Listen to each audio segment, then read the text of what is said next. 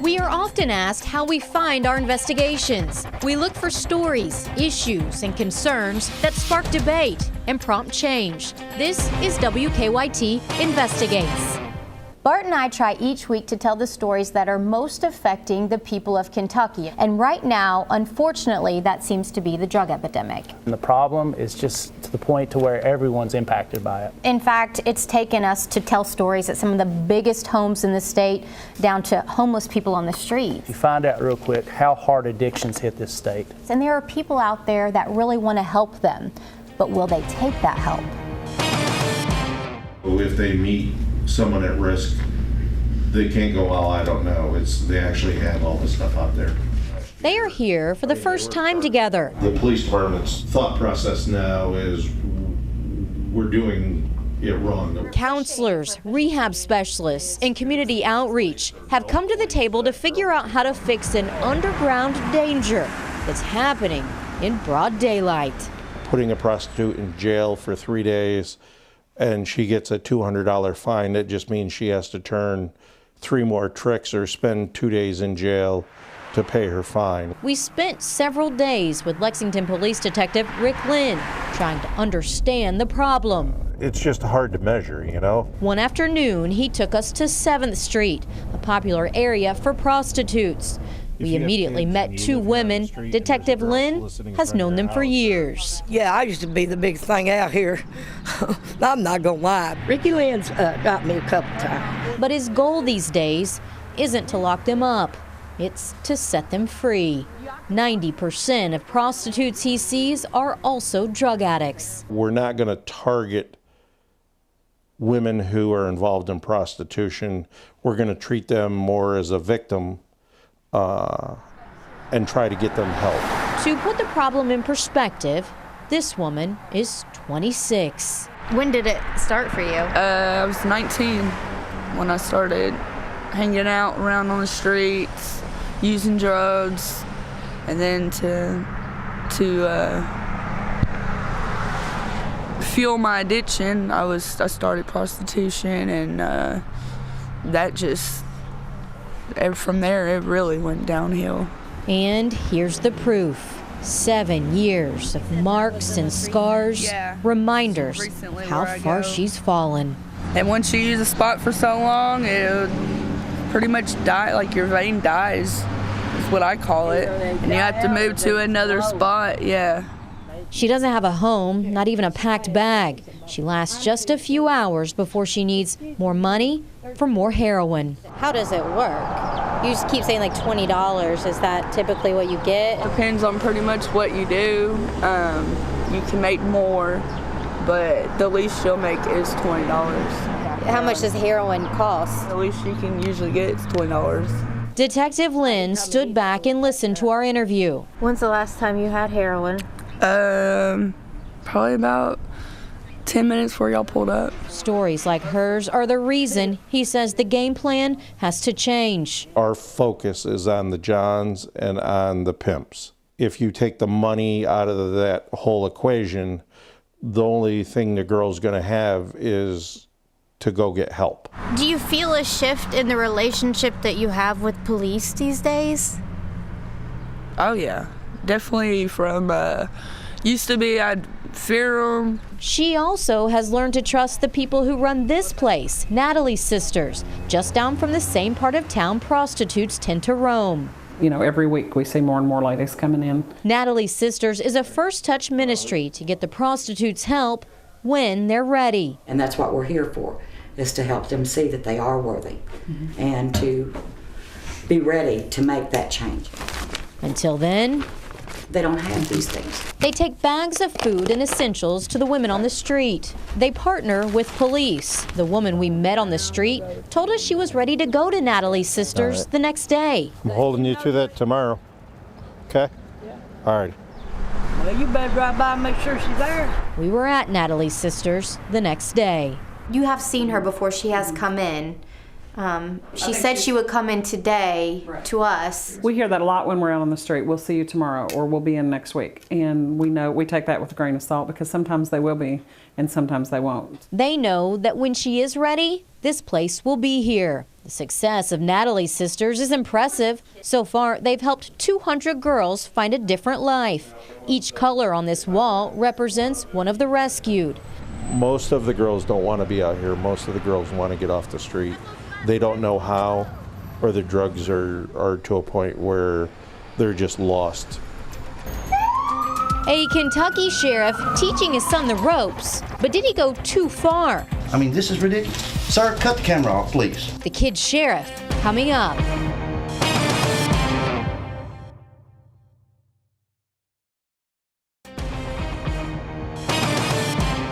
So this was like take your child to work day to an extreme. Turns out the Clinton County Sheriff is taking his 10-year-old son to work on a regular basis. When we first got wind of this story, we saw a picture, and basically the kid was wearing an entire police uniform. But we found out he's not just shadowing his dad, he's actually serving warrants. When we went to pick up the police paperwork for this story, what we found out was the kid's signature was actually on the jail intake form. Now, the sheriff says this is no big deal. I would never put my son in harm's way. But is it too much? What y'all filming Mr. Guffey for? That's Sheriff Jim Guffey, and this was the end of our interview. Sheriff Guffey is the top police officer of Clinton County, population just over 10,000. The courthouse sits in the middle of Albany, a typical small Kentucky town where lunch breaks are common. Hi, how are you? And visits from reporters aren't.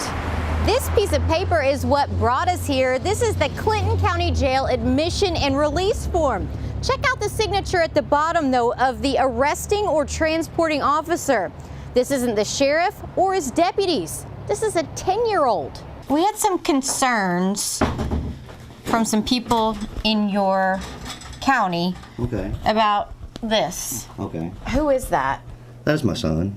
That's your son? Yeah. And so is he a deputy or? No, he's not a deputy. We were emailed this form showing Sheriff Guffey's son's signature on an official jail document.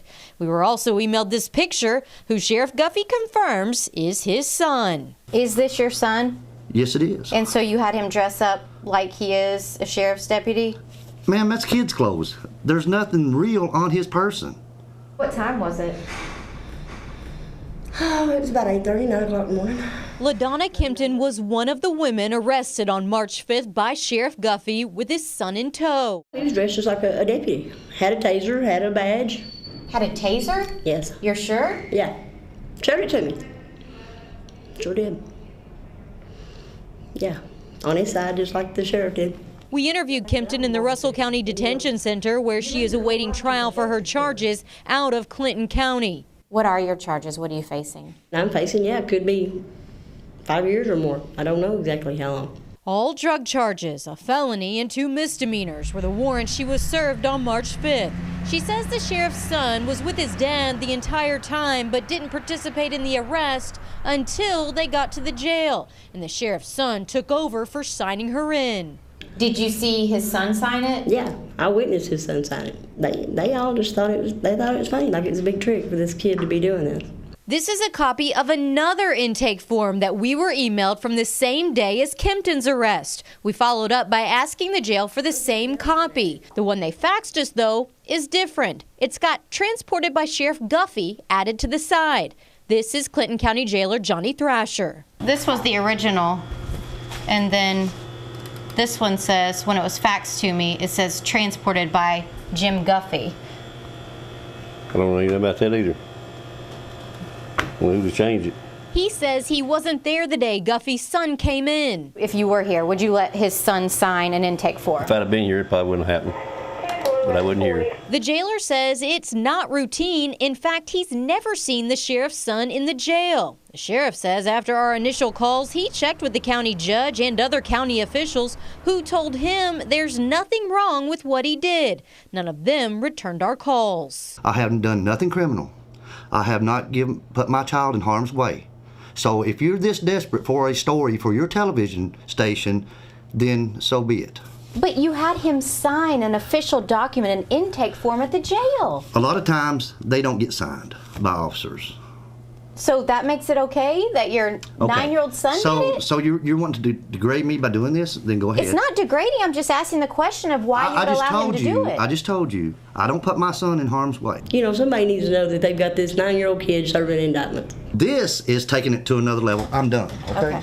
Okay. Well, I appreciate you talking to us. I mean, this is ridiculous. Sir, cut the camera off, please. And with that, he walked out. What y'all filming Mr. Guppy for? Dad protecting his son. His job, though, to protect the county. Release! Everybody needs to be spot checked. Danger passing us by, money out the window. Wkyt investigates closed way stations. After the break.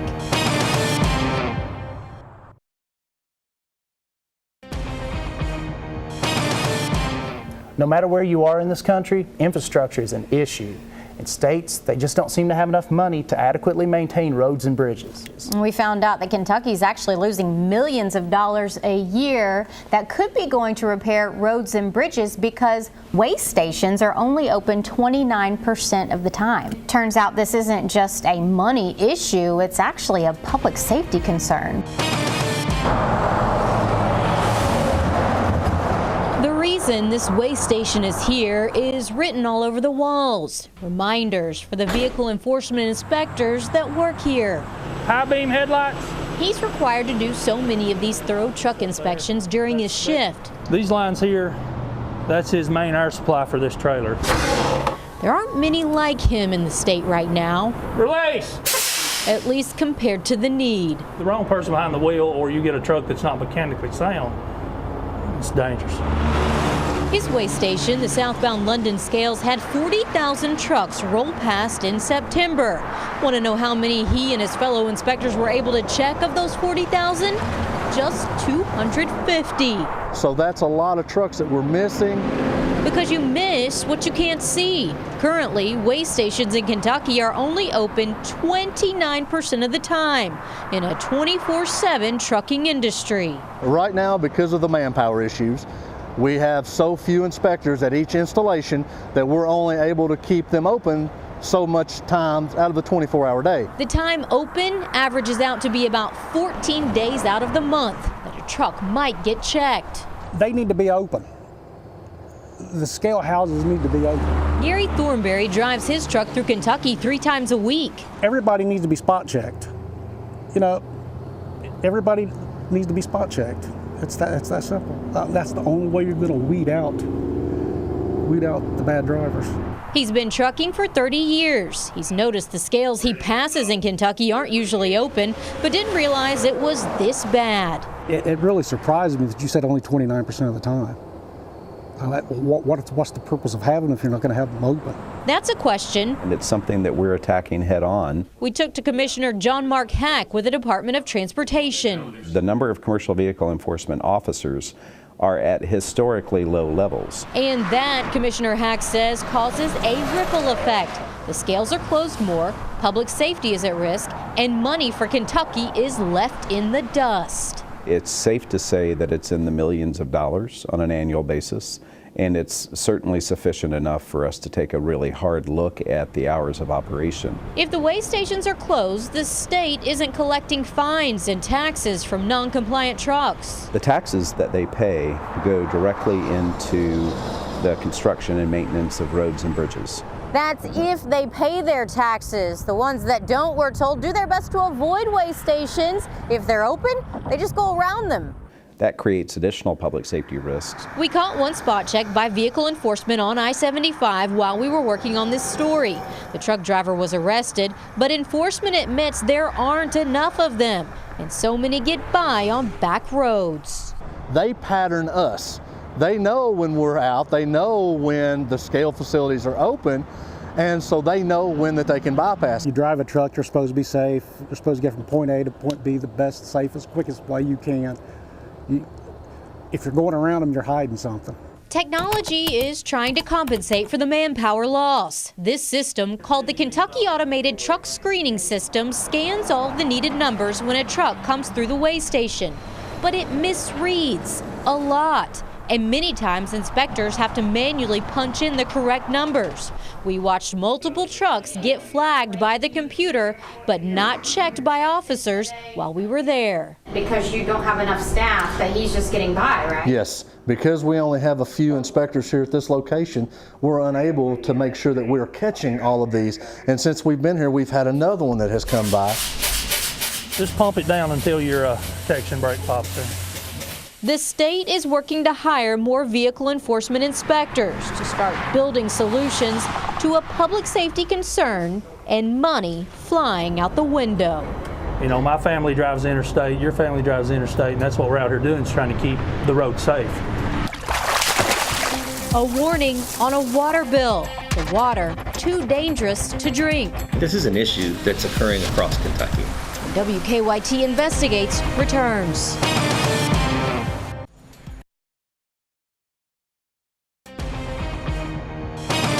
How would you feel if you got your water bill and on the back in very small print it said your water might be too dangerous to drink? That's exactly what happened to a community in Boyle County. We went there to actually find out and speak to neighbors about the issue, but what we discovered was that most people hadn't even noticed the violation on the back of the bill. They just didn't see it. Right. And so once we found out more about that chemical, we also found out that that dangerous chemical might be in your water too.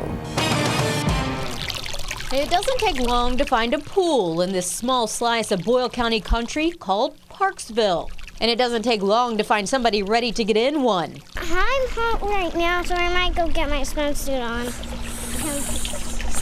Kelly Isaac says her kids spend about an hour in the pool every day. Okay. They're outside a lot in the summer, if not the pool. Well, I come out and water in the morning, but that's before the bright sun, and I probably spend about an hour and a half.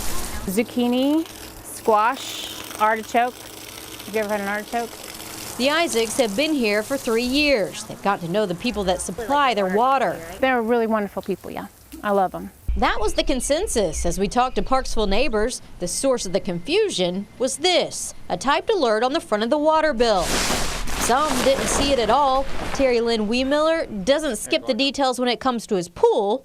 It's a solar cover to heat your pool up. But this bill is a different story. We normally don't pay attention to things like that. We just get it, go pay it. Others, like the Isaacs, noticed it, but didn't really understand it. Yeah, it didn't worry me that much at all.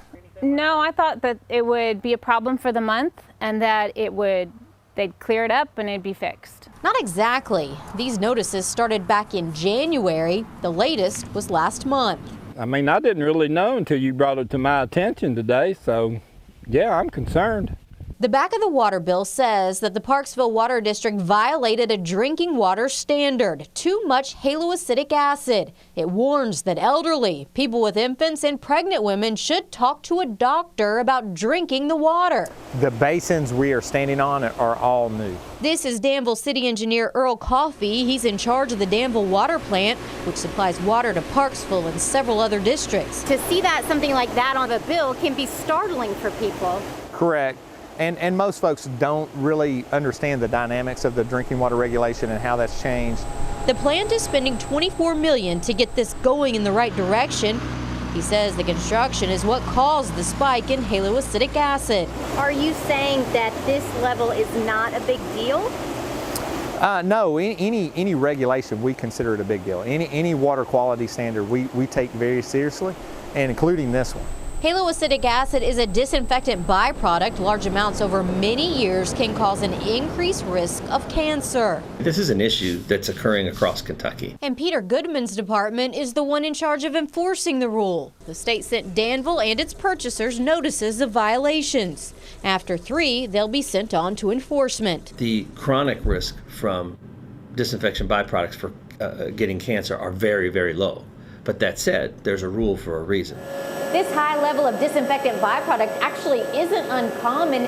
70 right now of the 409 public water systems in the state are in violation for the same reason. So our goal isn't to collect a lot of penalty. Our goal is to get in compliance. Danville's haloacidic acid levels are now well below the threshold, but the state requires a 4-quarter average, which right now still brings them down. You almost have to get all the way through a calendar year to literally replace a number if it's out of skew that bad, right? You would have to almost. Is that bad out of skew? The data point that caused our violation was high, yes. But Coffee assures they are moving in the right direction to be compliant again. And families like the Isaacs will wade carefully now through their water bill. Thank you for joining us for this edition of Wkyt Investigates. We've got a lot of great investigations coming up in 2017. We hope you'll join us for those. In the meantime, we hope you have a great new year. Happy New Year.